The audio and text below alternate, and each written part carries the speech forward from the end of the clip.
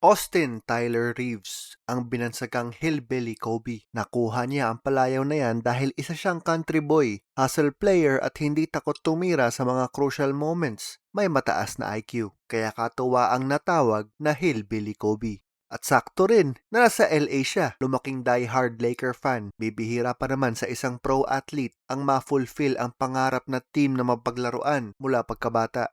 Kaya nga noong ida-draft na siya ng Detroit Pistons noong 2021 NBA draft bilang 42nd overall, tinanggihan niya ito at naging undrafted. Wawawiwaw. Pagkatapos niyan ay pumirma ng two-way contract sa LA. Talagang nasunod ang gusto. Sumugal sa pagsisimula ng karera sa NBA na mukha namang nagbunga talaga. Kasama pa si LeBron at Anthony Davis. Siya ngayon ang masasabi nating isa sa mga kamador ng Lakers. Makikita mo to ng maigi sa nakaraang playoffs. Kaya nga din siguro naimbitahan na maglaro para sa Team USA sa nagdaang FIBA World Cup. Nagmula sa Newark, Arkansas, gaya ng isa pang Bryant na si Bryant Reeves. Isa ring country boy, parehong nagmula sa isang bayan na mas marami pang baka kesa tao. Gaya ni Big Country Bryant Reeves, sa Oklahoma din siya naglaro ng college basketball. Napasama nga siya sa Big 12 All-Newcomer Team. Tapos bilang senior ay napasama sa First Team All Big 12 Honors. Matapos ng kanyang college career, nagdeklara sa 2021 NBA Draft. Gaya ng ating nabanggit kanina, tinanggihan niya ang seleksyon ng Detroit at pinili ang two-way contract sa contending Lakers team. Isa itong matinding sugal. Mahirap pa naman makakuha ng minuto sa isang championship contending team bilang isang rookie, lalo na kung asa two-way contract ka.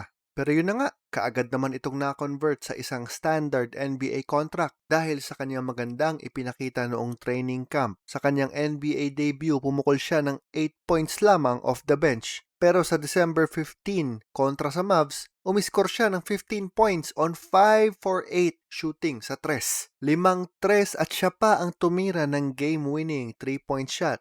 Naging bright spot para sa disappointing Lakers season na yun. Nagmintis ng playoffs ang LA matapos ng high expectations dahil kasama nila si Westbrook nun. Pero natapos sila ng may 33-49 na kartada lamang. Nag-experiment sa lineup ang Lakers sa sumunod na season. Pagkatapos ng mini rebuilding nila sa trade deadline, bumulusok ang team. Mula sa 2-10 record ay natapos sila ng may 43-39 na kartada. Good enough bilang 7th seed para sa play-in. Pagkatapos talunin ng Wolves sa play-in, na-upset nila ang Grizzlies sa unang round. Tapos tinalo ang defending champions na Warriors sa sumunod na round. Ang laro ni Austin Reeves ay naging susi sa serye na yun. Na-outplay nga niya ang counterpart na si Jordan Poole, pati na rin si Klay. Sa West Finals nga lang, na-sweep sila ng Nuggets. Pero impressive pa rin na umabot ng ganon kataas ang Lakers sa roller coaster na naman na season na yun. Napasama si Austin sa 4th place finish team na USA sa nagdaang World Cup, isa sa mga inabangan sa MOA Arena. Nagtilian pati mga lalaki.